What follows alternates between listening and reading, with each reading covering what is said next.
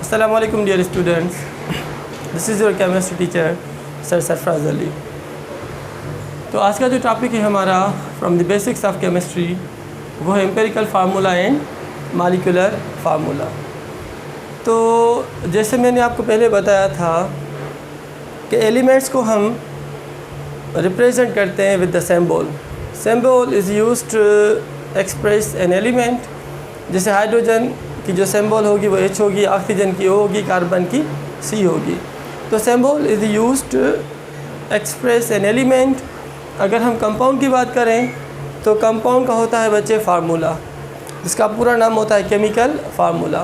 तो chemical formula is used to express a compound. तो compound को जो चीज़ एक्सप्रेस करे उसे हम कहते हैं फार्मूला, या उसका पूरा नाम होता है केमिकल फार्मूला। अब तीसरी जो चीज़ मैंने आपको बताई थी बच्चों को कि केमिकल रिएक्शन जब होता है, जब कोई केमिकल चेंज होती है, रिएजेंट्स और प्रोडक्ट्स आपस में कंबाइन हो रहे हैं, तो उसको हम सिंबॉलिक फॉर्म में कैसे लिखेंगे, तो वो इक्वेशन कहलाती है।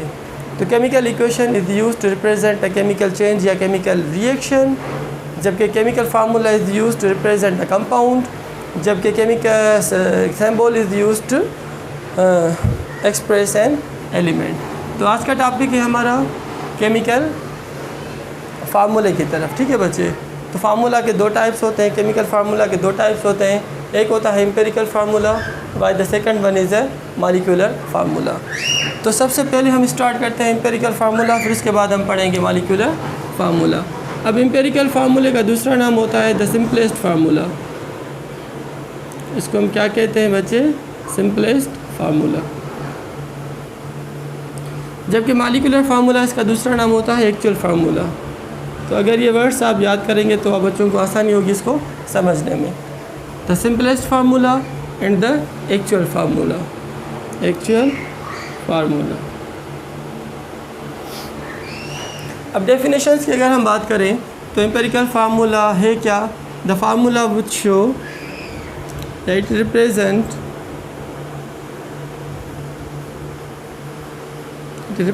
क्या रिप्रेजेंट करता है बच्चे? The simple ratio of atom, the simple ratio of atoms present in a compound, present in a molecule या कंपाउंड की मैं बात कर रहा हूँ यहाँ पे। तो किसी भी कंपाउंड के अंदर एलिमेंट्स या एटम्स का जो सिंपलेस्ट रेशो जो फार्मूला शो करे उस फार्मूले को हम कहते हैं बच्चे सिंपलेस्ट फार्मूला या एम्पेरिकल फार्मूला। वही डेफिनेशन से हम जस्ट एक दो वर्ड्स हम चेंज करेंगे कि it represents the simple ratio. यहाँ पे क्या हो रहा है बच्चे? Simple ratio. यहाँ पे सिंपल रेशो नहीं होगा, यहाँ पे क्या होगा? इट शोज़ या it tells us the actual number of atoms in a compound, तो जो ओरिजिनल फार्मूला होता है किसी भी कंपाउंड का वो कहलाता है मॉलिक्यूलर फार्मूला। और जो ओरिजिनल फार्मूले मॉलिक्यूलर फार्मूले से या एक्चुअल फार्मूले में से जो हम एक सिंपलेस्ट फॉर्म का फार्मूला बनाते हैं उसे हम कहते हैं एम्पेरिकल फार्मूला। तो empirical formula is the simplest formula which is used to express the simple ratio of atoms present in a compound. जबकि जो मॉलिक्यूलर फार्मूला वो क्या है बच्चे? तो molecular formula it shows us, it tells us the actual number of the atoms. यहाँ पे क्या लिखा हुआ है? Actual number of the atoms. यहाँ पे क्या लिखा हुआ है?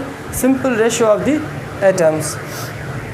एक बात बहुत इंपॉर्टेंट, ज़्यादातर जो कंपाउंड्स वो कंपाउंड्स जिनका एम्पेरिकल फार्मूला भी बने मॉलिक्यूलर फार्मूला बने दोनों एक जैसे नहीं हैं। तो उनके जो मॉलिक्यूलर मास होता है वो इस मॉलिक्यूलर फार्मूले का ज़्यादा होगा as compare to empirical formula. तो एम्पेरिकल फार्मूला मास कम होगा as compare to the molecular mass of the compounds having molecular formula. अच्छा, अब यहाँ पे कुछ एग्जांपल्स मैं आपको दूँ तो इंशाल्लाह आप आसानी से समझ जाओगे, क्योंकि एग्जांपल हम टीचर्स को हेल्प करता है ताकि हमारे जो कॉन्सेप्ट्स हैं ना, जो हमारी बातें हैं वो आप बच्चों को आसानी से समझ में आ जाए। तो बच्चे सबसे पहले हम यहाँ पे जो लिखेंगे दैट इज़ बेंजीन। स्टार्ट करते हैं फ्रॉम द बेंजीन, C6H6। मैं जस्ट यहाँ पे ऐसे लिख रहा हूँ फुल, जबकि ये एम्पेरिकल फार्मूला नहीं है बेंजीन का। तो चलो मैं यहाँ पे लिख रहा हूँ actual formula of benzene. Compound में यहाँ पे लिख रहा हूँ बेंजीन। ठीक है बच्चे, तो बेंजीन ऑर्गेनिक कंपाउंड है, ये हाइड्रोकार्बन है, हाइड्रोकार्बन के साथ ही एरोमेटिक कंपाउंड भी है। केकुल ने ख्वाब देखा था कि इसकी स्ट्रक्चर कैसे बन रही है, और वो उसको हम कहते हैं जर्मन लैंग्वेज में ouroboros. Ouroboros means biting of the snake to its own, biting of the snake to its own tail is called ouroboros. ये हम पढ़ेंगे इंशाल्लाह आगे ऑर्गेनिक केमिस्ट्री चैप्टर नंबर 7 में एरोमेटिक कंपाउंड्स में। तो बच्चे यहाँ पे मॉलिक्यूलर फार्मूला ऑफ बेंजीन, अगर आप किसी से कहें, किसी बच्चे की वाइवा हो रही है, एग्जामिनेशन हो रहा है उसका, फिर एग्जामिनर पूछ रहा है कि what is the formula of benzene, तो बच्चे समझ जाते हैं कि ये पूछने वाला हमसे एम्पेरिकल फार्मूला नहीं पूछ रहा, ये हमसे क्या पूछ रहा है, मॉलिक्यूलर फार्मूला या एक्चुअल फार्मूला ऑफ बेंजीन। तो बच्चा जवाब क्या देगा, C6H6। वो एग्जामिनर की मर्ज़ी है कि उसको गलत करे या सही करे। अगर वो कहता है ये गलत है, तो बच्चा अगर मोस्ट इंटेलिजेंट है तो समझ जाएगा कि सर अब एम्पेरिकल की बात कर रहा है। तो आप उससे क्या कहेंगे कि sir CH is the empirical formula of benzene, जबकि C6H6 is the molecular formula of benzene. तो ऐसे जवाब देने से क्या होगा, बच्चा बच जाएगा। तो बच्चे this is the actual formula of benzene C6H6। अब इस एक्चुअल फार्मूले का हम सिंपलेस्ट फार्मूला बना रहे हैं। यहाँ पर मैं राइट कर रहा हूँ वही बेंजीन, जबकि ये इसका एक्चुअल फार्मूला है C6H6। अब सिंपल रेशो का मकसद ये होता है कि आप सपोज़ इसके ऊपर टेबल लगाओ, 2 की टेबल लगाओ, 3 की टेबल लगाओ, या आप डायरेक्ट 6 की टेबल इसके ऊपर लगाओ। तो 6 की टेबल इसके ऊपर 1 टाइम्स, और हाइड्रोजन के ऊपर भी 6 की टेबल 1 टाइम्स। तो सिंपलेस्ट रेशो यही है। या अगर सपोज़ आप 6 ना लगाओ, 2 से स्टार्ट करो, 3 टाइम्स, 2 की 3 टाइम्स, फिर 3 की टेबल 1 टाइम्स, 1 टाइम्स। आगे इसको फर्दर हम सिंप्लीफाई नहीं कर सकते, तो ये क्या हो गया बच्चे, C1H1। तो बेंजीन का मैं यहाँ पे लिख रहा हूँ C और H, क्योंकि 1 हम जस्ट नहीं लिखते, समझते हैं। तो CH is the formula of benzene, C6H6 is also the formula of benzene. तो कौन सा फार्मूला है, ये है एक्चुअल फार्मूला ऑफ बेंजीन, जिसे मॉलिक्यूलर फार्मूला कहते हैं। CH ये क्या है, ये भी बेंजीन का फार्मूला है बच्चे, मगर इस फार्मूले को हम कहेंगे एम्पेरिकल फार्मूला। एम्पेरिकल फार्मूला को मैं लिखूँगा EF, ठीक है बच्चे, और मॉलिक्यूलर फार्मूला क्या हो जाएगा, MF। MF means molecular formula, EF means empirical formula. अच्छा, बेंजीन के बाद अगर दूसरा एग्जांपल यहाँ पे हम लिखें, जैसे होता है वो ग्लूकोज हो, फ्रक्टोज हो या लैक्टोज, तो इनका जो मॉलिक्यूलर फार्मूला होता है वो होता है C6H12O6। तो बच्चे इसके ऊपर भी हम टेबल लगाएंगे 2 की, सपोज, या 6 की टेबल आप डायरेक्ट लगाओ, तो 6 की टेबल इसके ऊपर 2 टाइम्स, 6 की टेबल इसके ऊपर 1 टाइम्स, इसके ऊपर 2 टाइम्स, इसके ऊपर 1 टाइम। तो हमें यहाँ से फार्मूला कौन सा मिला, C1H2O। तो इसको हम फर्दर सिंप्लीफाई नहीं कर सकते, माने ग्लूकोज का जो ये एक्चुअल फार्मूला था, इसको हमने सिंप्लीफाई किया तो हमें ये फार्मूला मिला। अब इस फार्मूले को आगे हम और फर्दर सिंप्लीफाई नहीं कर सकते। तो this is the simplest ratio of the atoms, 1:1। Simple ratio of atoms present in A compound is expressed by the empirical formula of that compound. तो दूसरा एग्जांपल मैं यहाँ पे लिख रहा हूँ ग्लूकोज। अब ग्लूकोज में क्या हो रहा है यहाँ पर कि ग्लूकोज का जो मॉलिक्यूलर फार्मूला था C6H12O6, हमने टेबल लगाई, सपोज 6 की सिंपलेस्ट बनाया, तो वो क्या हो गया, C1H2O। तो this is the simplest formula of glucose. इससे हम कहेंगे एम्पेरिकल फार्मूला। 1 हम नहीं लिखते, जस्ट समझते हैं। तो empirical formula of glucose is CH2O, while the molecular formula of glucose is C6H12O6. What is molecular formula? The formula which shows the actual number of atoms present in a compound. What is empirical formula? It shows the simple ratio of atoms present in a compound. और empirical formula का मास कम होगा, molecular formula का मास ज़्यादा होगा। Suppose यहाँ पे इसका 30 होगा, इसका 180 होगा। तो ऑलवेज अगर किसी भी मॉलिक्यूलर फार्मूले का बन रहा है एम्पेरिकल फार्मूला सेम नहीं है, तो एम्पेरिकल फार्मूला का मास कम होगा हमेशा as compare to molecular formula. तीसरा भी एग्जांपल मैं यहाँ पे दे रहा हूँ आपको। तीसरा है suppose acetic acid, acetic acid. Acetic acid को जनरली हम ऐसे लिखते हैं CH3COOH। तो मॉलिक्यूलर फार्मूला इसका क्या हुआ बच्चे, देखो इधर, तो एसिटिक एसिड है, मैं इसको यहाँ पे रीराइट कर रहा हूँ। मैंने इसके अंदर 2 कार्बन है, C2, 3 हाइड्रोजन, 1 हाइड्रोजन मैंने 4 हाइड्रोजन और 2 ऑक्सीजन। तो इन सब के ऊपर 2 की टेबल लगेगी। तो 2 की टेबल जब इसके ऊपर लगेगी बच्चे, तो ये 1 2 और 1, C1H2O1, C1H2O1। अब इस एसिटिक एसिड को फर्दर हम सिंप्लीफाई नहीं कर सकते। इन एटम्स का जो सिंपलेस्ट हमें रेशियो मिला वो 1:1 है। अब यहाँ पे एक चीज़ बहुत इम्पोर्टेंट कि एसिटिक एसिड बिल्कुल अलग एक कंपाउंड है, ग्लूकोज बिल्कुल अलग है, कार्बोहाइड्रेट्स है, और ये इसका कार्बोक्सिलिक एसिड का जो है ये सेकंड मेंबर है फॉर्मिक एसिड के बाद। ये एसिटिक एसिड कॉमनली इसको हम इथेनोइक एसिड भी कहते हैं। तो बच्चे यहाँ पे जो चीज़ मैं आपको बता रहा हूँ कि 2 मुख्तलिफ कंपाउंड्स का एम्पिरिकल फार्मूला सेम हो सकता है। 2 different compounds can have same empirical formula. अगर एग्जामिनर आपसे पूछे, अगर आपको गिवन हो कि CH2O is the empirical formula of dash compound, सुने गौर से, CH2O is the empirical formula of dash compound. Option number 1 glucose, option number 2 acetic acid, option number 3 both glucose and acetic acid, and option number D none of this. तो रटा ना लगाएं बच्चे, समझे इस बात को कि एसिटिक एसिड का भी वही सेम एम्पिरिकल फार्मूला है जो ग्लूकोज का। जिन बच्चों को ग्लूकोज का पता होगा वो तो सिर्फ ग्लूकोज को टिक करेंगे, आगे जो ऑप्शन नंबर सी है उसको इग्नोर कर लेंगे, क्योंकि अगर उनके सिलेबस में ये चीज़ मेंशन नहीं है। तो बेहतर ये है कि अगर आपको किसी भी कंपाउंड का मॉलिक्यूलर फार्मूले का पता है, आप उसका सिंपल रेशो निकालो, थोड़ी कोशिश करो, फिर देखो कि उसका एम्पिरिकल फार्मूला क्या बन रहा है। अगर किसी और कंपाउंड जो आपके माइंड में पड़ा हुआ है, जो आपके बुक सिलेबस में पड़ा हुआ है, उससे अगर मैच हो रहा है, सेम आ रहा है, तो उसके बाद आपको सिलेक्ट करना है कोई करेक्ट ऑप्शन कौन सा होगा from the given options in the MCQ। तो बच्चे बात बहुत इंपॉर्टेंट यहाँ पे कि एसिटिक एसिड और ग्लूकोज इन दोनों का मॉलिक्यूलर फार्मूला है अलग। Both have the different molecular formula, but glucose and acetic acid have the same empirical formula. तो 2 different compounds can have same empirical formula, मगर इनका जो मॉलिक्यूलर फार्मूला है बच्चे वो क्या है, डिफरेंट है। तो empirical formula is the simplest ratio of the atoms present in A compound, while जो मॉलिक्यूलर फार्मूला होता है वो क्या होता है, it is the actual number of atoms present in a compound.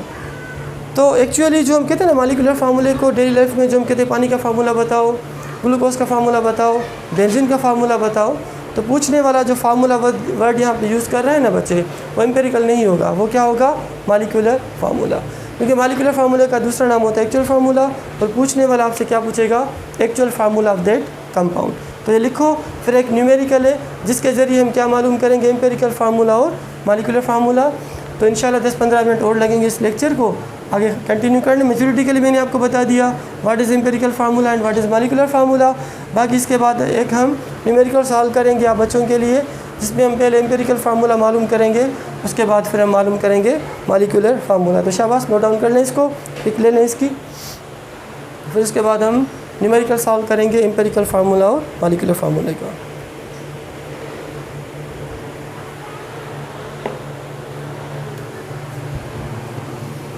Simple ratio of atoms. Simple word is used for empirical formula. Actual word is used for molecular formula. तो chemical formula के 2 types होते हैं यहाँ पर हमारे syllabus में, एक empirical और दूसरा मॉलिक्यूलर फार्मूला। तो 2 मुख्तलिफ कंपाउंड्स हैं, उनका एम्पेरिकल फार्मूला सेम हो सकता है, like glucose and acetic acid. अब एक न्यूमेरिकल है यहाँ पे, सिंपल न्यूमेरिकल है जो मैं आप बच्चों को सॉल्व कराऊंगा। फिर हम मालूम करेंगे कि किस तरीके से हम गिवन डेटा में से मालूम करते हैं क्या, एम्पेरिकल फार्मूला और मॉलिक्यूलर फार्मूला। एक बात बहुत इंपॉर्टेंट यहाँ पे आप लिख लें कि जब हम मॉलिक्यूलर फार्मूला मालूम करते हैं बच्चे, तो molecular formula is equal n multiple by empirical formula. ये एक मेथड है जिसके ज़रिए हम क्या मालूम करेंगे बच्चे, मॉलिक्यूलर फार्मूला। याद करो, molecular formula is equal to n multiple by empirical formula. ये यूज़ करूँगा मैं यहाँ पे। उसके बाद एक चीज़ और बहुत इम्पोर्टेंट कि ये जो n है बच्चे, तो ये n यहाँ पे नंबर ऑफ़ मोल्स नहीं है, नंबर ऑफ़ मोल्स नहीं, ये एक रेशो है। किसका रेशो है? मोलर मास या मॉलिक्यूलर मास का with the empirical formula of that compound या empirical formula mass of that compound. तो अब यहाँ पे n लिख रहा हूँ कि ये n हम कैसे मालूम करेंगे। तो n will be equal to, किन बुक्स में इसको लिखते हैं मॉलिक्यूलर मास, तो बेहतर है कि आप इसको मोलर मास में लिखें। Molar mass of any species जो भी हो उसको हम डिवाइड करेंगे with empirical formula mass. Empirical जो फार्मूला होगा उस कंपाउंड का जिसका मोलर मास गिवन होगा हमें, तो एम्पेरिकल फार्मूला मास। तो जो गिवन कंपाउंड है उसके मॉलिक्यूलर मास या मोलर मास को हम डिवाइड करेंगे किसके साथ बच्चे, with empirical formula mass of that compound. तो हमें मिल जाएगा एक होल नंबर। क्या मिल जाएगा हमें? एक होल नंबर, वरना राउंडिंग ऑफ डेटा करके या मल्टीप्लिकेशन करके हमें होल नंबर चाहिए। This n should be in whole number. तो मॉलिक्यूलर फार्मूला कैसे मालूम करेंगे? n multiple by empirical formula. ठीक है बच्चे, अब n कैसे मालूम करेंगे? n is equal molar mass, या भले आप यहाँ पे मॉलिक्यूलर मास भी लिख लो, दोनों सही है। मोलर मास लिखो या मॉलिक्यूलर मास लिखो, बात एक ही है। Divided by the empirical formula mass of that given compound. तो चलो हम इसको सॉल्व करते हैं। Example is given at there. तो सॉल्यूशन इसका ये होगा कि सबसे पहले हम मालूम करेंगे टू डिटरमिन या to calculate empirical formula, to calculate empirical formula. ठीक है बच्चे, तो हम सबसे पहले क्या मालूम करेंगे? एम्पेरिकल फार्मूला, क्योंकि एम्पेरिकल फार्मूला मालूम हो जाएगा, फिर n मालूम करेंगे। n के वैल्यू को एम्पेरिकल फार्मूला से मल्टीपल करेंगे तो हमें मॉलिक्यूलर फार्मूला मिल जाएगा। A compound of carbon, hydrogen and nitrogen contain 67.70% of carbon, 7.41% of hydrogen and 25.90% of nitrogen। Percentage हमें गिवन है, फिर परसेंटेज के बाद जो हम स्टेप यहाँ पे यूज़ करेंगे नंबर ऑफ़ मोल्स का होगा, फिर लीस्ट नंबर का होगा, फिर आगे इंशाल्लाह हमें मिल जाएगा एम्पेरिकल फार्मूला। तो मैं यहाँ पे इसकी डेटा बना रहा हूँ ताकि जो गिवन चीज़ें हैं वो मैं यहाँ पे राइट अप कर लूँ। तो कार्बन की परसेंटेज हमें कितनी गिवन है बच्चे? 66.70। तो percentage of carbon is 66.70, while the percentage of hydrogen is 7.41। ठीक है बच्चे, और बाबा हमारे पास है क्या? Third one is nitrogen. The percentage of nitrogen is how much? 25.90। तो ये तीन चीज़ें आपको गिवन है और हमें एम्पेरिकल फार्मूला भी मालूम करना है, और उसके बाद हम क्या मालूम करेंगे? मॉलिक्यूलर फार्मूला भी। अच्छा, आगे पढ़ रहा हूँ। Molecular mass of a compound was found to be 108। तो जो कंपाउंड हमें गिवन है उसका मॉलिक्यूलर फार्मूला जो है वो है 108। हमें उसकी हेल्प से एम्पेरिकल फार्मूला और मॉलिक्यूलर फार्मूला मालूम करना है। तो बच्चे स्टार्ट कर लेते हैं। अब यहाँ पे जो स्टेप नंबर 1 होगा, स्टेप नंबर 1 के हम स्टेप नंबर 1 में हम क्या मालूम करेंगे? हम यहाँ पे करेंगे मालूम to calculate number of moles, to calculate number of moles. अब यहाँ पे नंबर ऑफ़ मोल्स जो है वो मालूम करने का फार्मूला ये है बच्चे कि number of moles is equal to percentage of element upon its molar mass. Percentage को आप मोलर मास में इसलिए लिख रहा हूँ, अगर एक एलिमेंट एटॉमिक मास कंपाउंड हो तो मॉलिक्यूलर मास इस तरीके से, तो मोलर मास में सारे मासेस आ जाते हैं। तो सबसे पहले हम क्या मालूम करेंगे? अच्छा, मोलर मास भी लिख सकते हो आप, एटॉमिक मास भी लिख सकते हो, दोनों सही है, एटॉमिक मास। तो सबसे पहले हम क्या मालूम करेंगे यहाँ पर? Number of moles of carbon, number of moles of carbon. वही फार्मूला कि नंबर ऑफ़ मोल्स हम कैसे मालूम? n is number of moles of carbon, percentage of carbon is 66.70 divided by the atomic mass या molar mass of carbon is 12। फिर दूसरे number पे हम क्या मालूम करेंगे, number of moles of hydrogen, number of moles of hydrogen. तो बच्चे यहाँ पे कितनी परसेंटेज है हाइड्रोजन की given, 7.41 divided by atomic mass of hydrogen is 1। उसी तरीके से फिर आगे जो थर्ड एलिमेंट हमारे पास वो है नाइट्रोजन। तो number of moles of nitrogen वो गिवन परसेंटेज इज़ 25.90 डिवाइड करेंगे विद एटॉमिक मास या molar mass of 1 mole of nitrogen, तो वो हो जाएगा 14। अब हम डिवाइड करेंगे विद हेल्प ऑफ कैलकुलेटर। यहाँ पे हमें इसका आंसर मिलेगा 5.558। 1 से आप इसको डिवाइड करेंगे तो वैल्यू सेम ही होगा 7.41। फिर 25 को 90 से डिवाइड करोगे तो आपको आंसर मिलेगा 1.85। तो हमने यहाँ पे स्टेप नंबर 1 कर लिया, जिसमें हमने क्या मालूम किया, number of moles of the carbon, number of moles of the hydrogen and number of moles of the nitrogen. तो ये स्टेप नंबर 1 हमारा यहाँ पे कंप्लीट हुआ। अब मैं स्टार्ट करता हूँ यहाँ पे स्टेप नंबर 2। स्टेप नंबर 2 में हम क्या करेंगे, हम नंबर ऑफ़ मोल्स को डिवाइड करेंगे विद द लीस्ट नंबर। तो बच्चे याद करो, यहाँ पे जो लीस्ट नंबर है इन तीनों में से 5, 7 और 1, तो सबसे जो लीस्ट नंबर कम नंबर है वो 1.85 है। ये हम यूज़ करेंगे आगे स्टेप नंबर 2 में। तो यहाँ पे मैं लिख रहा हूँ divide moles bye least number that is 1.85। वही मेथड सेम होगा। 3 एलिमेंट्स हमारे पास है यहाँ पे, कार्बन, हाइड्रोजन और नाइट्रोजन। तो कार्बन, उसके बाद फिर हाइड्रोजन होगा बच्चे, उसके बाद फिर क्या होगा, नाइट्रोजन होगा। तो देखो यहाँ पे नंबर ऑफ़ मोल्स, देखो फार्मूले में क्या लिखा हुआ है, divide number of moles of element with the least number. तो number of moles of carbon कितने मिले हमें यहाँ पे, 5.558। वही सेम आप यहाँ पे लिखो,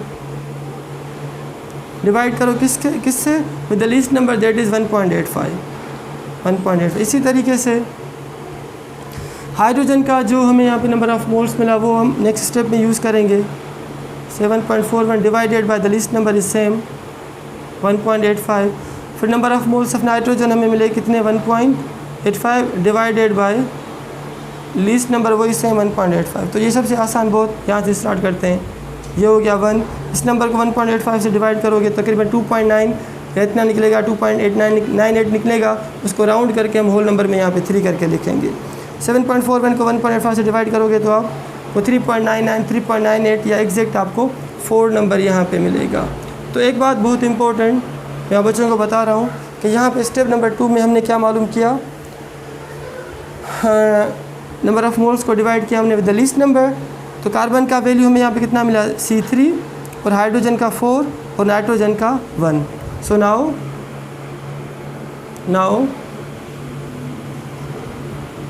empirical formula of a compound can be, जो empirical formula इस कंपाउंड का हो ना बच्चे, वो क्या हो सकता है कि कार्बन का कितना है 3, हाइड्रोजन का 4 और बच्चे नाइट्रोजन का 1। इनको समअप करके अगर फार्मूला फॉर्म में मैं इसको लिखूँ CHN के फॉर्म में, CHN कंपाउंड है ये बिल्कुल। तो कार्बन के कितने एटम्स है यहाँ पे 3, हाइड्रोजन के 4 और नाइट्रोजन का 1। तो ये हमें क्या मिला यहाँ पे, empirical formula of the compound. तो सबसे पहले हमें क्या मालूम करना था, एम्पेरिकल फार्मूला, वो हमने मालूम कर लिया। तो this is what the empirical formula of the compound, जो हमें डेटा गिवन थी वहाँ से हमने सबसे पहले क्या मालूम किया, एम्पेरिकल फार्मूला। अब इसी एम्पेरिकल फार्मूला को हम यूज़ करेंगे मॉलिक्यूलर फार्मूला मालूम करने के लिए। तो फार्मूला वही सेम है। अब ये सेकंड जो फार्मूला मैं यूज़ करूँगा to calculate the molecular formula with the help of this empirical formula. तो लिखें शाबाश, इसको नोट डाउन कर लें, लिख लें। फिर थोड़ी चीज़ ऊपर से मिटा के मैं मॉलिक्यूलर फार्मूला आपको बताऊंगा किस तरीके से हम वो कैलकुलेट करेंगे for this sample exam.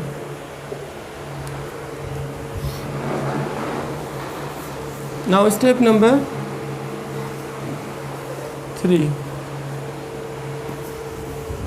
To calculate molecular formula. ये इसके साथ continue suppose. Now step number 3 में हम क्या करेंगे, to find out to calculate molecular formula. अब हम यहाँ पे बच्चे क्या मालूम करेंगे, मॉलिक्यूलर फार्मूला वो जैसे मैंने आपको पहले बता दिया था कि मॉलिक्यूलर फार्मूला किसके बराबर है, we know that molecular formula is equal to n multiple by empirical formula. ठीक है बच्चे, इसको शॉर्ट में अगर हम लिखें, वही बात रिपीट कर रहा हूँ कि molecular formula multiple by empirical formula. तो मॉलिक्यूलर फार्मूला वही सेम, n आप वही सेम रखो। अब एम्पेरिकल फार्मूला जो हमने यहाँ पे मालूम किया है C3H4N1, वही सेम हम यहाँ पे लिखेंगे C3H4N1। तो हमें यहाँ पे क्या मिला बच्चे, एम्पेरिकल फार्मूला, वो हमने यहाँ पे यूज़ किया। सबसे पहले हम एम्पेरिकल फार्मूला मालूम करेंगे, तभी जाके हमें मॉलिक्यूलर फार्मूले का पता चलेगा। तो अब यहाँ पे हम क्या मालूम कर रहे हैं, n, we are calculating the value of n। तो n बच्चे क्या होता है, मैंने आपको पहले ही बताया, यहाँ पे लिखा हुआ है n is the molar mass of the compound divided by the empirical formula मास। तो जो एम्पेरिकल फार्मूला हमें मिला है वो है C3H4N1। C3H4N1। अगर एक कार्बन की बात हो रही है तो एक कार्बन का मास कितना होता है 12, 3 एटम्स है तो मल्टीपल बाय 3, प्लस एक हाइड्रोजन का मास होता है 1 मल्टीपल बाय 4 एटम्स, प्लस एक नाइट्रोजन का मास होता है 14, एक एटम है तो मल्टीपल बाय 1। जब इन सब को हम मल्टीपल करेंगे तो 12 प्लस 3 36 प्लस 1 4 प्लस 14। जब इन सब को हम जमा करेंगे तो 40 50 54। आंसर इज़ हाउ मच बच्चे, 54। तो एम्पेरिकल फार्मूला का जो मास निकला, mass of empirical formula mass is 54। अच्छा, गिवन यहाँ पे कितना है, मोलर मास इज़ गिवन। याद करो बच्चे, डेटा में हमें मॉलिक्यूलर मास या मोलर मास गिवन है, तो मॉलिक्यूलर मास या मोलर मास इज़ 108 जो हमें गिवन है। फिर इस एम्पेरिकल फार्मूले का जो हमने मास निकाला बच्चे वो कितना हुआ, 54। वही मैं यहाँ पे राइट कर रहा हूँ। तो n is equal to 2, n is equal to 2। अब यही n का जो वैल्यू 2 आ रहा है, इसको हम प्लेस करेंगे इस फार्मूले के अंदर। तो मॉलिक्यूलर फार्मूला 2 की जगह पे, n की जगह पे 2 मल्टीपल बाय एम्पेरिकल फार्मूला वही सेम C3H4N1। थोड़ा लेंदी है मगर है आसान। Okay, 3 multiple by 2 6, 4 multiple by 2 8 and 1 multiple by 2 is equal to n। तो with the help of empirical formula we calculate the molecular formula of this compound. तो बच्चे क्या हुआ, यहाँ पे हमने मॉलिक्यूलर फार्मूला भी मालूम कर लिया। ये एक बड़ा सा मेथड है, लेंथी मेथड है, कोचिंग का मेथड है। इसके अलावा एक सिंपल मेथड भी मैं आप बच्चों के साथ एग्जांपल शेयर करूँगा जो एंट्री टेस्ट में भी आता है, और वो समझो 1-2 मिनट के अंदर हल हो जाएगा इंशाल्लाह। तो लिख लें, सबसे पहले हमने क्या मालूम किया, एम्पेरिकल फार्मूला, फिर इसका मास निकाला, एम्पेरिकल फार्मूला मास हुआ, फिर मोलर मास को हमने डिवाइड किया विद एम्पेरिकल फार्मूला मास, तो हमें मिला वैल्यू 2 जो n का वैल्यू है। ठीक है बच्चे, तो this is the value of n। फिर वही फार्मूले में n का वैल्यू पुट किया तो हमें क्या मिल गया यहाँ पे, मॉलिक्यूलर फार्मूला। तो empirical formula of compound was found to be C3H4N1 while the molecular formula was found to be C6H8N2। तो अब 1-2-3 मिनट का एक और न्यूमेरिकल में आप बच्चों को सॉल्व कराता हूँ जो एंट्री टेस्ट में आता है, क्योंकि ये तकरीबन 4-5-6 मिनट्स या मैक्सिमम 10 मिनट तक जा सकता है। तो एंट्री टेस्ट में इतना टाइम नहीं होता, 1-2 मिनट के अंदर पूरा न्यूमेरिकल सॉल्व करना होगा। तो लिखें, basic is very much important, क्या हो रहा है वो पता होना चाहिए। तो ये सारा बेस था कि किस तरीके से हम एम्पेरिकल फार्मूला मालूम करते हैं, किस तरीके से मॉलिक्यूलर फार्मूला मालूम करते हैं। अगर बेस आपका स्ट्रॉन्ग होगा किसी भी टॉपिक के बारे में, तो आप खुद हिंट्स ट्रिक्स लगा के आगे अपने इल्म को यूज़ करके थोड़े टाइम में करेक्ट ऑप्शन या करेक्ट आंसर आप मालूम कर सकेंगे। तो मिटा रहा हूँ मैं इसको। अब एक हम और डिस्कस करते हैं numerical related to empirical formula and molecular formula. बात अगर आप बच्चों को समझ में आ रही है तो जो YouTube चैनल है मेरा, आप सब बच्चों का, सरफराज केमिस्ट्री ट्यूटोरियल्स, जाएं उसको लाइक करें, सब्सक्राइब करो अगर नहीं किया, और तकरीबन इस वीक में आप बच्चों के लिए मैं 6 वीडियोस और बना रहा हूँ फ्रॉम दिस चैप्टर नंबर 1, ताकि संडे तक इंशाल्लाह ये आपका चैप्टर नंबर 1 कंप्लीट हो जाए, फिर हम सेकंड चैप्टर स्टार्ट करेंगे स्टेट्स ऑफ मैटर। तो बच्चे एग्जाम्पल नंबर 2 सपोज अगर कह रहे हैं कि calculate the molecular formula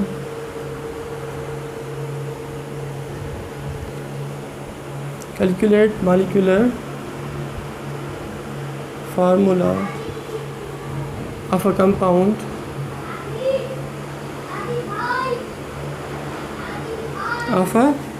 compound having empirical formula CH and its molecular mass is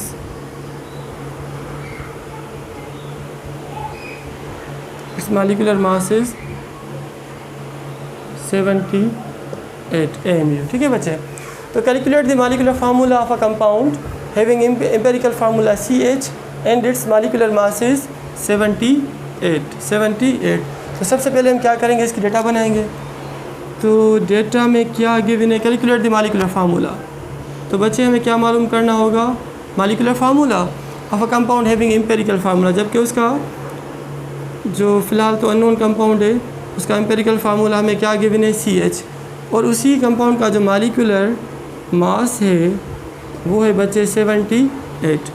तो बहुत आसान है, फार्मूला हम वही यूज़ करेंगे, सॉल्यूशन इसका वही होगा कि molecular formula is equal to n multiple by empirical formula. Molecular formula वही सेम रखो, n वही सेम रखो, एम्पिरिकल फार्मूला जो हमें गिवन है वो हम वही सेम यहाँ पे रख रहे हैं। अब हम क्या करेंगे, अब हम n मालूम करेंगे। ठीक है बच्चे, तो n है किसके बराबर, molecular mass upon empirical formula mass. Empirical formula जो हमें गिवन है वो है CH। एक कार्बन का मास होता है 12, एक हाइड्रोजन का 1, तो 12 + 1 इज इक्वल टू 13। तो 13 है क्या यहाँ पे, 13 is the empirical formula mass. अच्छा, अब n को मालूम कर रहे हैं, मोलर मास हमें गिवन है, सॉरी यहाँ पे मॉलिक्यूलर मास हमें गिवन है, दैट इज़ 78। तो जब हम 78 को 13 से जो इसका एम्पिरिकल फार्मूला मास से डिवाइड करेंगे तो हमें क्या मिल रहा है, n का वैल्यू 6। तो here the value of n is 6।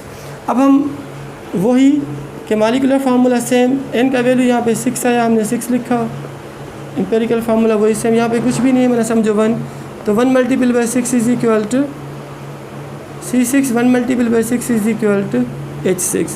तो जो हमें यहाँ पे कंपाउंड मिला उसका मॉलिक्यूलर फार्मूला क्या निकला बच्चा, बेंजीन। और यही चीज़ मैंने आपको पढ़ाया था इससे पहले कि empirical formula of benzene is CH while it's molecular formula is C6H6। इसका मॉलिक्यूलर मास होता है 78 ग्राम, मोलर मास मॉलिक्यूलर का हो तो m ही हो जाएगा, जबकि इसका एम्पिरिकल फार्मूला कितना निकला बच्चे, 13। तो ये आ सकता है एंट्री टेस्ट में 1 या 2 मिनट में। इस टाइप का कोई न्यूमेरिकल आपको अगर दें तो without the help of a calculator concept use करना है तो easily you can calculate molecular formula by using this formula कि molecular formula is equal to n multiple by empirical formula. तो बच्चे अगर आपको बात समझ में आ रही है तो और अपने क्लास फेलोज़ को, बैच फेलोज़ को जिनको एंट्री टेस्ट देनी, एग्ज़ाम देनी, आगे कामयाब होना है, पास करनी है एंट्री टेस्ट, तो उन सबको बताओ केमिस्ट्री यहाँ पे चल रही है। सरफराज केमिस्ट्री ट्यूटोरियल की तरफ आएँ, पढ़ें, सीखें, ताकि जो है ना वो अब बच्चों का एग्ज़ाम बहुत अच्छा हो जाए।